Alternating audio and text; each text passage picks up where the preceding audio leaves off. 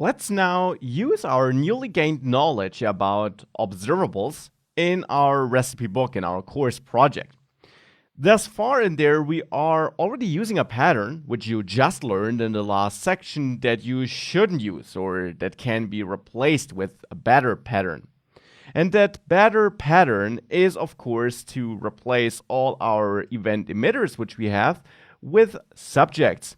So for example, here in the shopping list service, we have that event emitter, which we already use to push new information about changed ingredients from component A to B. Well, we'll now change this to a subject instead.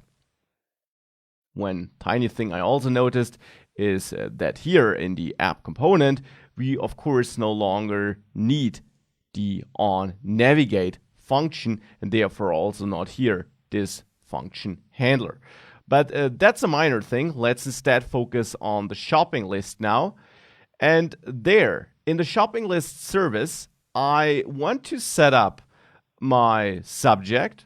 So for that, I will first of all add a new import up there. And I will import subject from RxJS, just as you learned it in the observables section. You can now simply replace event emitter with subject here, because it works almost in the same way. That of course means that we can get rid of that event emitter import up there.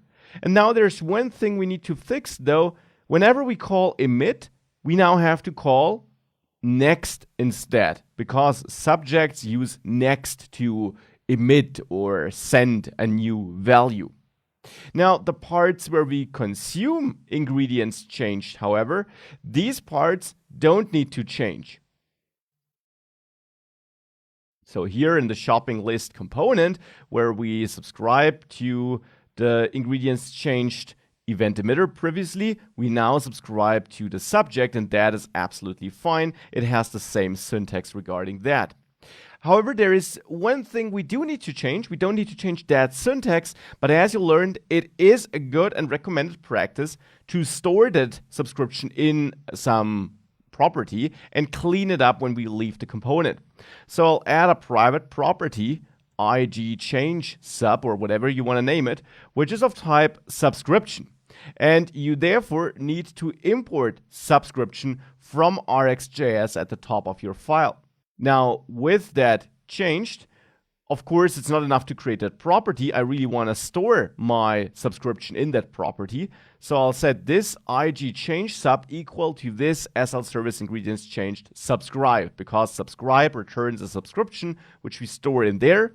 And now to clear it whenever we leave that component, let's add onDestroy as an interface, which you also import from @AngularCore.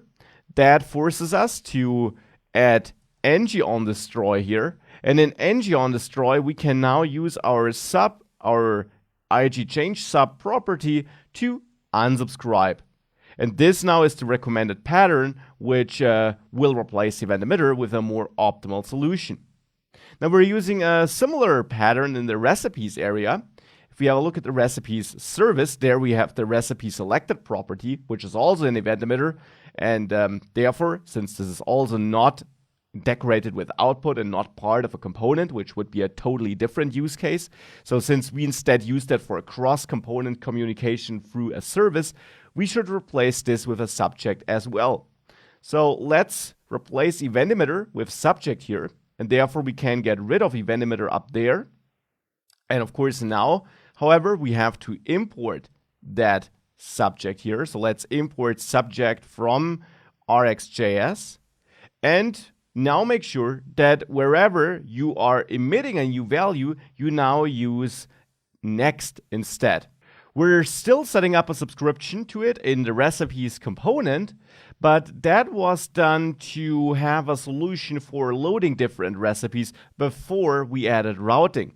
Now, with routing added, we actually don't need this anymore, because now when we want to select a recipe, well, then we do this by clicking on it, and we use the router link directive here in our recipe item component to load different recipes.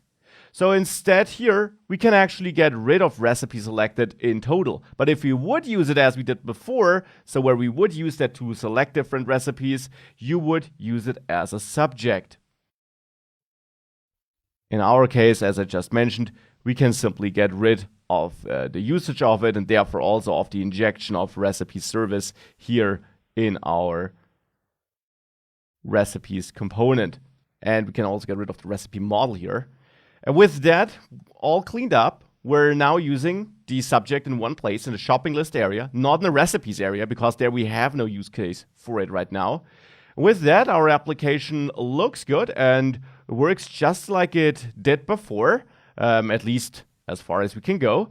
And now we're using a subject instead of an event emitter. The other parts you'll learn about observables, what they do, how they work behind the scenes, that they can throw errors and that you can use operators, will become a bit more important later in the course. But now already it should be a bit clearer what this routing params thing is and, well, how we can conveniently pass data from A to B in the best possible way by using subjects.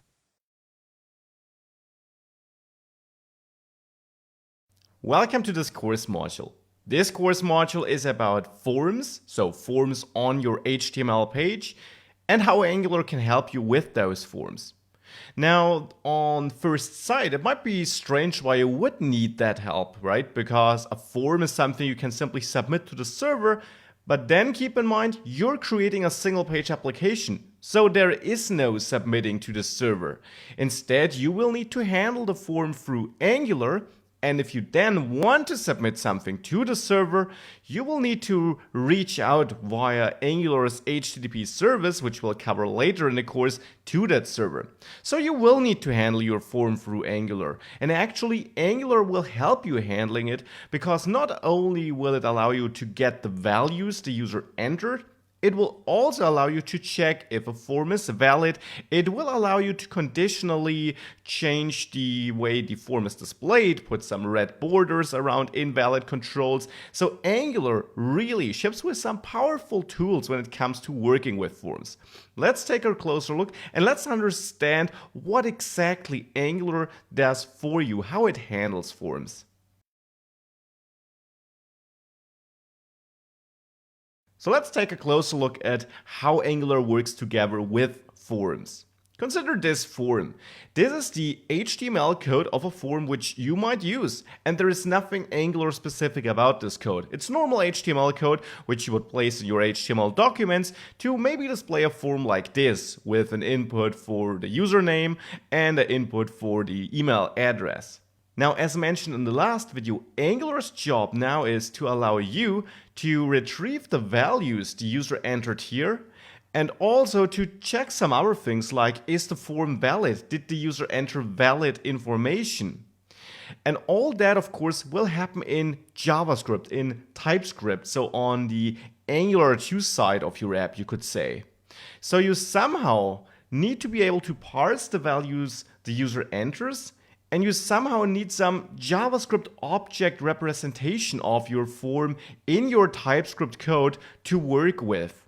So this object could look something like this. It is more complex in reality, but these would be the key features we need. For example, we need to have the value of the form. And there it would be convenient if we would have key value pairs where the key refers to the name of an input, like for example name or email as specified in the HTML code. And then it holds the values the user entered. This would make it super simple for you to work with these values in your TypeScript code and to do something with the values the user entered. It might also be helpful if some metadata was stored, like for example if the form is valid, and this would be changed to false, for example, if the email address wouldn't be a valid email address. This is what Angular does for you. It allows you, or it gives you actually, such a JavaScript object representation of your form, making it simple for you to retrieve user values and to see the state of the form and work with it. Now in the next lectures, we're going to take a detailed look and we will understand how exactly it works, how we can configure it, what we can do with it, how we can reset it, and much more.